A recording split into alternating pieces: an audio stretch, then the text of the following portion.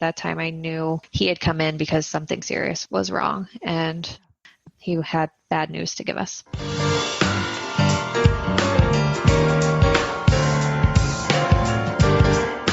Welcome to Heart to Heart with Anna. I am Anna Jaworski and your host. We are in our 15th season and we're so happy you're here with us today. I'm very excited about today's show to feature a special heart mom. Today's show is entitled Working in the NICU When You're a Heart Mom. Meagan Sheakoski is a neonatal intensive care unit, or NICU, physician assistant in a level 4 nursery that takes care of cardiac babies. She had no complications during her pregnancy. However, at birth, her son Rowan developed respiratory complications and became a patient at the same NICU where she worked. Rowan was diagnosed with dextrotransposition of the great arteries, or d-tga, and is almost a year old. Welcome to Heart with Anna, Meagan Sheakoski. Hi, Anna. Thanks for having me. Well, I'm happy to have you here, Meagan. Let's start by having you tell us about your job in the neonatal intensive care unit, or NICU. Can you tell me how long you've been working in the NICU and just give us a little idea of what it is that you do there? So overall, I've been working about 3 years now in the NICU, and there's a wide variety of kind of things that we do. Overall, we take care of babies anywhere from like 22, 23 weeks gestation up through term for all kinds of complications, ranging from just like prematurity, low blood sugars, cardiac stuff, respiratory distress, really anything you could think of that a newborn baby could have, they come to us for treatment. Okay. Wow. It's hard to believe that a baby at 20-something weeks gestation can survive outside its mother. Yes, and as times are advancing and medicine is advancing, the gestations that are surviving are getting even lower and lower. So it's a wild and changing time in our field of medicine right now. Absolutely. Why is it you became a physician assistant? I had always had an interest in medicine in general and thought I wanted to go to med school in like high school, and had started exploring shadowing with different professions and realized that I could practice medicine but also have more of a work-life balance that I wanted going the PA route versus going to medical school and becoming a physician. So I thought overall the timing of school, the length of school, the schedule, and all of that sort of thing fit a little bit better with the lifestyle I envisioned myself having in the future. My husband did the exact same thing. My husband was a paramedic, and he knew he wanted to become a nurse, but he considered also becoming a doctor. But since he got a late start and the cost of medical school and how many years it was going to take, he decided he could have more autonomy becoming an advanced practice nurse instead of becoming a physician, and spend a lot less money. And like you said, have more quality of life with his family. It's really tough to be a physician. It is, and it's a lot of stress. It's a ton of responsibility, and really the amount of autonomy that I have within my job and other PAs have in any field, I just really don't think I would have wanted to go any other route.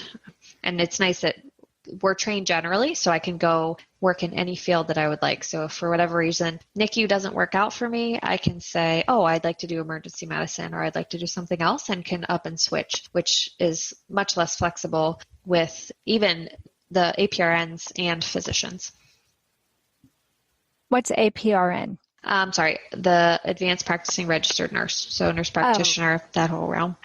Okay, so how is a PA different than an advanced practice nurse practitioner? Really the medical model versus the nursing model that they are quote unquote raised on. So all nurse practitioners are trained as nurses. So they go to nursing school, they work as nurses usually for a pretty long period of time. Some do it on the shorter end before they go to nurse practitioner school, but a lot of times they work for a long time as a bedside nurse before they then go on to further their education to diagnose and treat patients. Whereas there's healthcare experience that's needed to go on to become a PA, but everyone has a little bit of a different background. So you may be, like I was a patient care aide in a nursing home providing care, and I did that for a span of time before going to PA school. Some people are paramedics, some people are nurses, and they decide to go on and think that the PA profession gives them a broader spectrum of job opportunities and flexibility later on, so they may choose that versus nurse practitioner. But the main difference is the background and that each has, with nurse practitioners requiring that you be a nurse prior and PA requiring you have healthcare experience in general prior. See, I never knew that before. You just taught me something.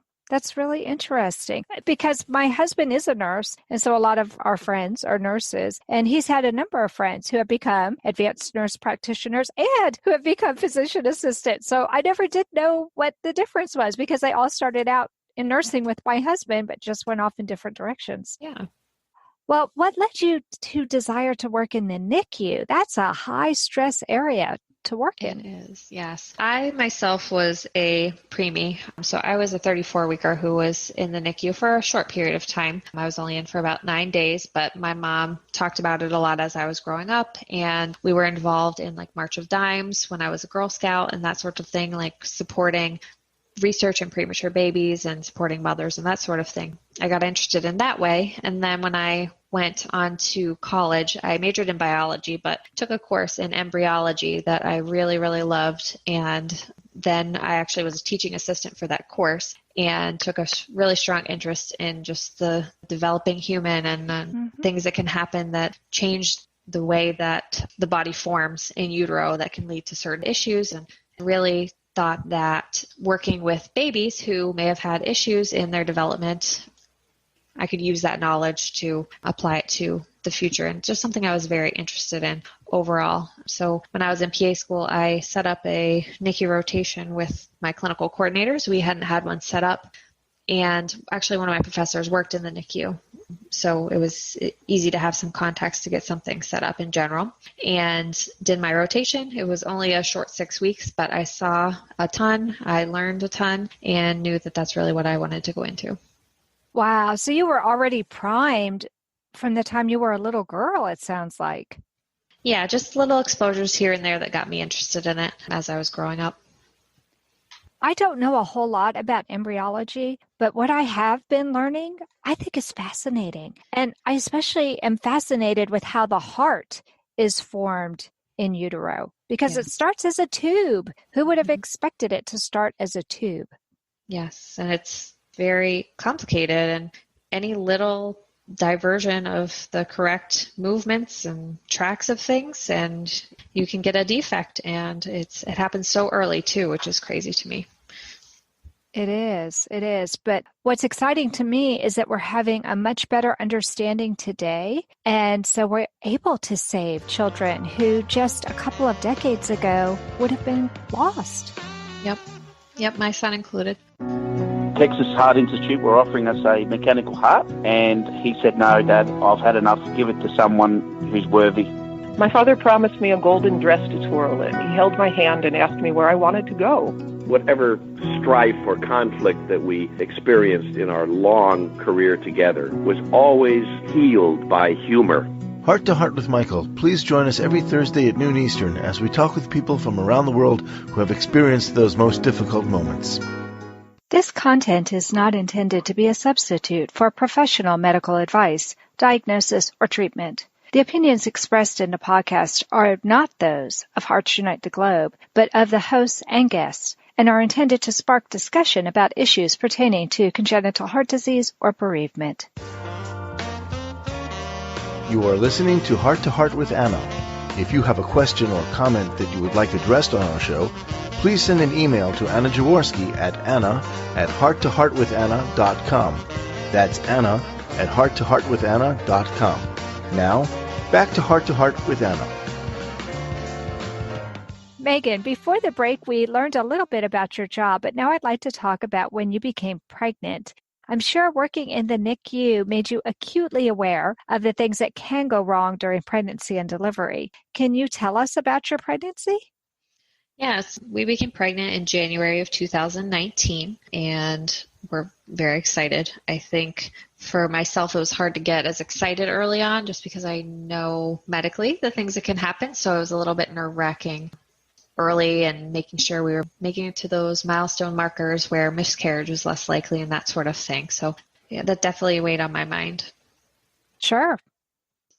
My whole pregnancy, I didn't really feel very well. Probably till about 28 weeks, I was either nauseous or dizzy or extremely tired. And I was working 24-hour shifts and night shifts. It was just it was a lot. And definitely was feeling the exhaustion throughout. And actually about 22 weeks, I was down visiting a friend and started having some contractions and went in and was admitted overnight. And that's kind of when I had preterm contractions that started from really that time through the very end of my pregnancy, which I only made it to 36 weeks. But having all these contractions, knowing the risks associated with delivering a baby preterm, that was something else that I thought about constantly and definitely spiked up my anxiety during that period of time, knowing that I was worried about potentially delivering an extremely preterm baby. Right. 22 weeks. Oh my goodness. That must have really been scary. Yes, it was. Tell me about the delivery. So you made it to 36 weeks, you said? I did, yes. Okay. So the lungs and the heart were hopefully mostly formed. Yeah, so by that time I was exactly 36 weeks on the dot, and I had worked the day prior and was home. It was a Wednesday. I was cleaning the house. Felt like I was nesting lots during the day. I did a ton of work. I was cleaning my car and just cleaning the house in general while my husband was at work. And I got on actually to do a fellows lecture. We have them every Wednesday, and I was Zooming in to take part in that. And I sat down. I hadn't sat all day, and I sat down to do this lecture, and my water broke. And I was home. I was home here by myself. Oh no. So I called my husband right away. He was at the gym, and he dropped what he was doing, came home to get me, and we headed into the hospital. Really, my labor, it was quick. It was fairly easy. So that was at like 4:30 in the afternoon, and I had delivered by 12:30 that night. So everything went smoothly, progressed fairly quickly, and we had a baby at 12:26 in the morning. Aw. Now, was it a vaginal delivery? It was a vaginal delivery, yes. Well, that's good. So everything seemed to be going okay, a little bit early, but not early enough for you to worry too much. Yeah, I know little boys historically do worse than little girls when they're born a little bit early as far as lung maturity and eating and all those things. So I told my husband flat out, I was like, he's a 36-week little boy. He might have some respiratory distress. He might go to the NICU. Like, I wouldn't be surprised if he went down to the NICU. And my husband just kind of went along with that. He's not medical. He's an accountant. So he's just like, all right, I trust whatever you're saying. I trust whatever he needs. Like, we'll do whatever he needs. The PA in you came out. Yes, especially when it's my line of work. I was just like prepping us for what could potentially be like a routine premature, a late preterm baby being born. Mm-hmm. So what was the most difficult thing that you and your husband faced after you gave birth to Rowan? About a minute after he was born, we had cut the cord, and he cried somewhat. He was on my chest, and the NICU got called to the delivery. So one of my coworkers was there, and he was crying. He seemed to be doing well. So the NICU team was like, okay, hey, we're going to step out. You guys do your thing. We'll let you bond. We'll be here if you need anything later on. Just kind of as they were stepping out, I noticed that he had stopped breathing. And again, something that's fairly routine. Like, I was not worried in the least. Really? I knew it happens all the time. I highly trusted the person that was there with us, and just had her take a look at him. And she took him over to the little radiant warmer in the room and was working on him a little bit, and had told me that she didn't like his color. So he was still pretty blue. So she took him down the hall to where our resuscitation room is upstairs. My husband looked very concerned, but I still was like, all right, he's a 36-week little boy. This is routine. This is fine. It's probably his lungs. Like, it's rare that it's his heart. It's fine. It's not even, like, his heart wasn't even on my radar, really. Wow. So a couple minutes later, my coworker had come back and said, okay, he has a breathing tube in, and his saturations are kind of low, but we're going to get him right down to the NICU, put in some IV lines, and get him what he needs, and we'll update you afterwards. And she asked me if anything cardiac had been flagged during my prenatal ultrasounds and things, and it had not. I said no, and I still figured it was a respiratory issue. Is it normal for them to have to be intubated when they go to the NICU? No, not necessarily. It does happen sometimes. And again, like respiratory complications are much more common than cardiac complications. So I figured that was his issue. He had something respiratory going on, that he needed this breathing tube and he needed some extra oxygen given to him, but whatever was going on would resolve itself in the coming hours or days. Thinking back, he had no other reason to be that way, being a 36-weeker, and there were no other factors from my standpoint, from a maternal standpoint, that really he would have needed those things. But I think in the moment, in the euphoria and the rush of giving birth, I wasn't thinking about any of that. Well, no, you were mom. You weren't really supposed to be a PA at that moment. You were supposed to be a new mom. And so, yeah, of course, you have this rush of adrenaline. You're so excited and elated that that baby is finally out of you and you can hold him and see his little face for the first time. So how many ultrasounds did you have?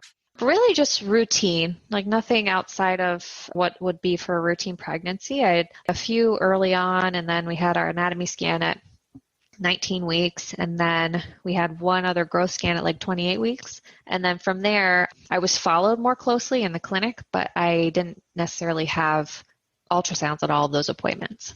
It was just routine. Okay. When did you finally get the diagnosis? He was probably 2 hours old or so, and we hadn't heard anything. So my husband's getting very worried. I could tell that he was anxious, and I was like, okay. He went to the NICU. He needs some lines. We got to call x-ray. It takes some time for them to come over. Yeah. There's no rush on these things typically, and it takes a while, and it takes us a while to update parents a lot of the time. So this time frame was not out of the ordinary for me at all. My husband just kept asking, oh, when are they coming up? Are they going to be up here soon? Will someone give us an update? I really have full trust in my team, so I think that was part of it too. But then a couple hours after he had been born, the attending physician, who at the time they were not in-house, they were at home and were called in for call if needed, walked into the room and with the PA that had come to my delivery. And at that time I knew he had come in because something serious was wrong and he had bad news to give us. Hi, my name is Jamie Alcroft, and I just published my new book, The Tin Man Diaries. It's an amazing story of my sudden change of heart as I went through a heart and liver transplant. I can think of no better way to read the Tin Man Diaries than to cuddle up in your favorite Hearts Unite the Globe sweatshirt and your favorite hot beverage, of course, in your Hearts Unite the Globe mug, both of which are available at the Hug Podcast Network online store. Or visit heartsunitetheglobe.org.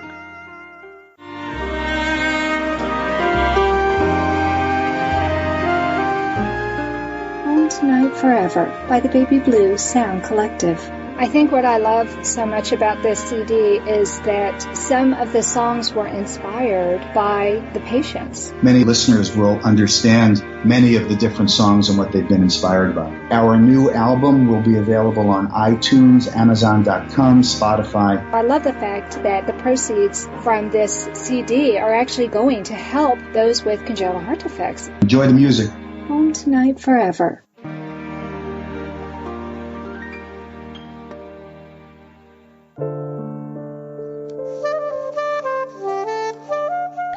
Heart to Heart with Anna is a presentation of Hearts Unite the Globe and is part of the Hug Podcast Network.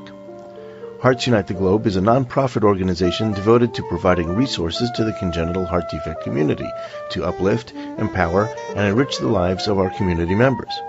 If you would like access to free resources pertaining to the CHD community, please visit our website at www.congenitalheartdefects.com for information about CHD, the hospitals that treat children with CHD, summer camps for CHD survivors, and much, much more.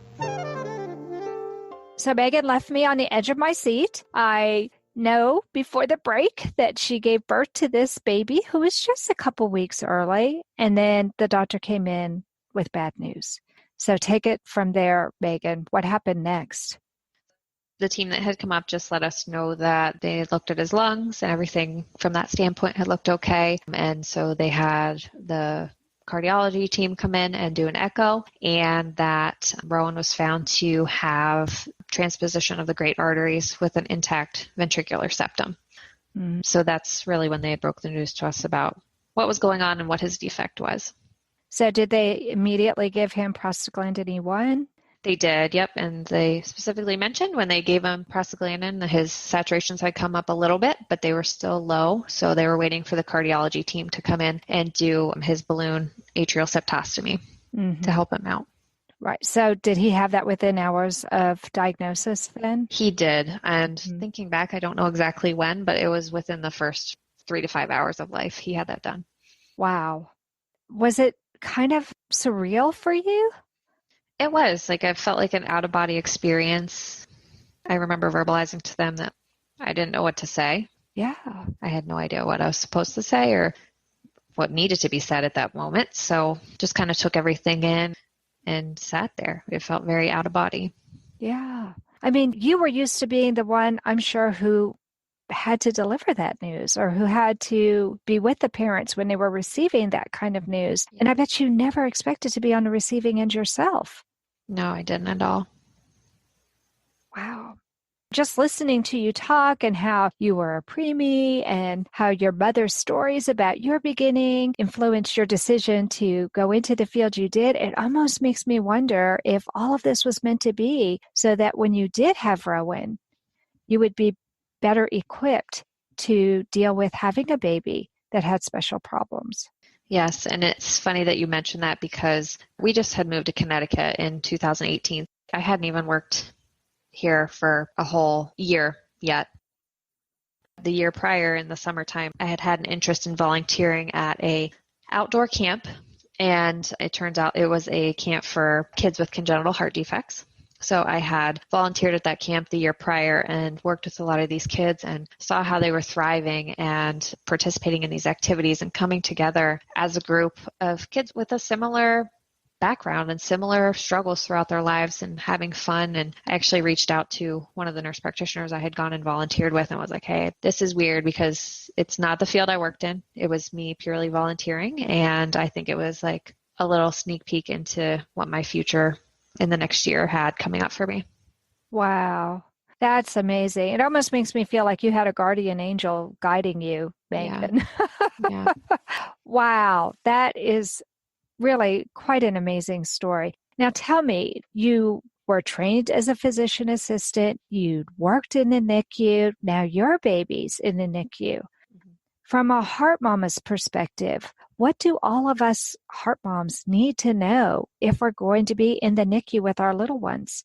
I think one of the main things I saw being on the mom side of things is that these teams have a passion for this and they are truly there to do what's best for your baby, and you can trust them to take care of your kid, to be there when you can't be there all the time. I think that's something I found really reassuring. I feel like I knew it before, but to live it and see it was very reassuring. Yeah, I can't agree with you more. I am so impressed with the caliber of people who seem to be drawn to the NICU and to the PICU or PICU. They are people who are really, really passionate about working with sick children or sick babies. As a mom whose son was in a PICU, it was hard for me to leave. It was really, really hard for me to leave. And my kid was born 26 years ago, so they didn't want parents there around the clock. And I really wish I would have known what you already knew, which is that that team is amazing and they're going to do okay. And it's okay for you to go get some rest because I'm sure you must have been exhausted. Yeah, we were very exhausted. I don't think I slept for 2 days after he was born just because, one, it's hard to be in the hospital because you're interrupted and you're unable to sleep and it's noisy and there was extra stress added on for us. So when we finally got discharged a couple of days later, they were very understanding and kind of were like, go home, sleep in your own bed, get a good night's sleep. We're here to take care of him. We'll call you if anything changes. And we don't live too far from the hospital, which was good too. But if something happens, any distance is far away. So knowing that my coworkers who I knew and trusted were there taking care of him, that should be the same for anyone. Knowing that these people will take care of your baby was why I got sleep the night that I went home. So you didn't room in? I didn't room in. So our NICU is a little different. It's set up in pods. There are family rooms where you can stay, but I felt as though I needed to go home and actually get some sleep. So My husband and I did that when we were discharged. And then when Rowan was in the PICU, they have family rooms there, and we stayed right down the hall pretty much the whole time. I think I went home one night because I thought I was getting sick, and I really evaluated why I wasn't feeling well, and I hadn't slept well for a week. So came home, got some good rest, and felt much better. But other than that, we were at the hospital. Wow. So what was your experience like in the NICU as a heart mom? It was good. I feel like I have a little bit of a swayed perception and swayed situation in the way I experienced it, because the whole time I was there, I felt at home, which was good because I know how to get into the unit. I know where the unit is. I know what the unit looks like. I know where all the bed spaces are. I know who's working. I know what the board tells me, like who has what nurse. And I feel at home there because I work there. That is my second home. So I didn't feel out of place, which I think was helpful. I felt very comfortable. It wasn't a new environment. It was someplace that I recognized, and I recognized all the people, and everyone came to say hi and to meet him and say hi to us and wish us the best and say hi to my husband. And I think it helped him too. Everyone was so friendly, and they treated us like family while we were there. Yeah. Now, what about your husband? You said your husband was an accountant. What was the NICU experience like for him? Do you think it gave him a much better appreciation of what you do every day?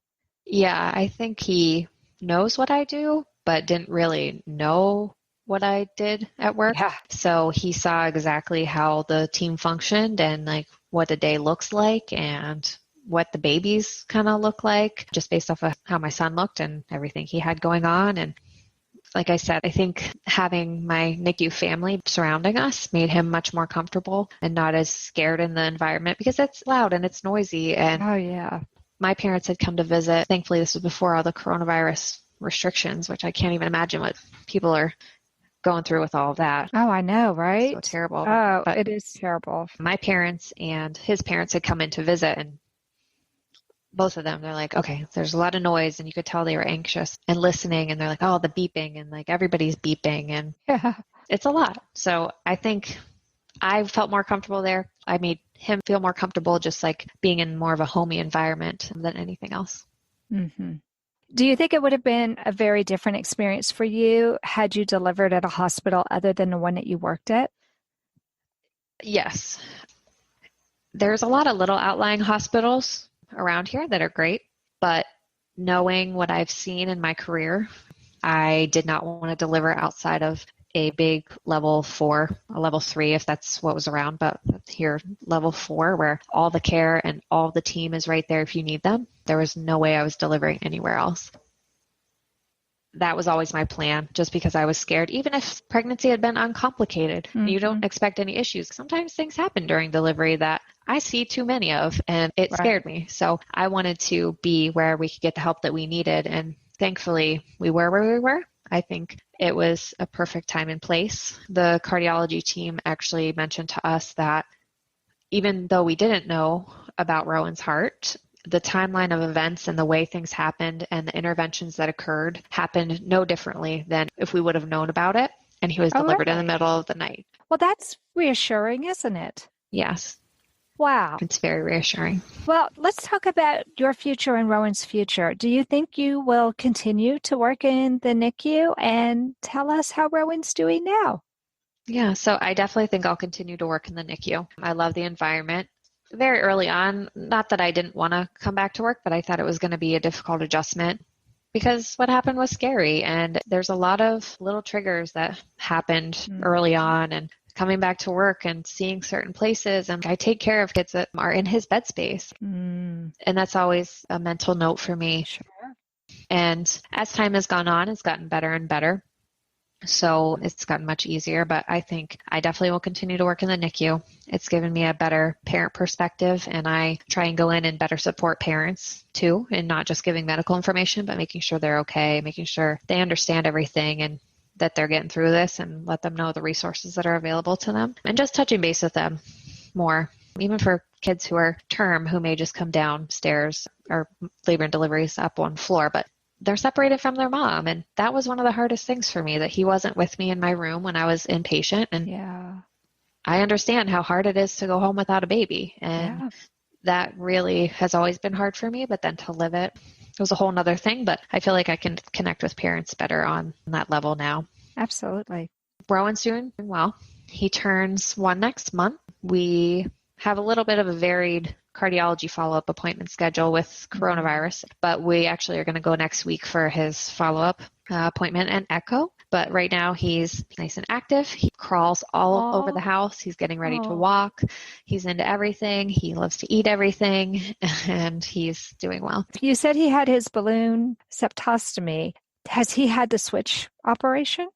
He did. So he had his arterial switch at 4 days old. Oh, wow. And then we stayed in the hospital overall 18 days. So I guess exactly 2 more weeks after his switch, he went home. Okay. And he's being followed for a couple things. So he's got a leaky pulmonary valve that in the future may need replaced, but they're just following that closely. And we're hoping by the time he needs it, maybe there's been advances in treatment that he may not have to have open heart again. Yeah. But we'll see when that time comes. That would be ideal. That would be ideal. Well, it's so exciting to hear that here he is, not even quite 1 year old, and he's already very active. And it seems like his heart defect has not slowed him down one bit.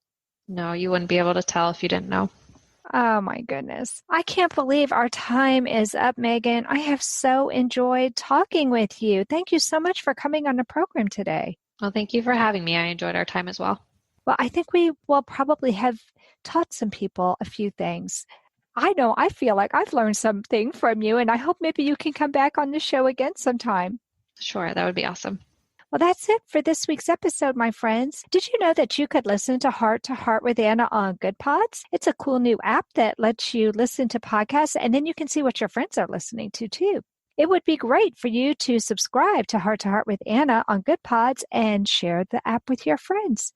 And remember, my friends, you are not alone. Thank you again for joining us this week. We hope you have been inspired and empowered to become an advocate for the congenital heart defect community.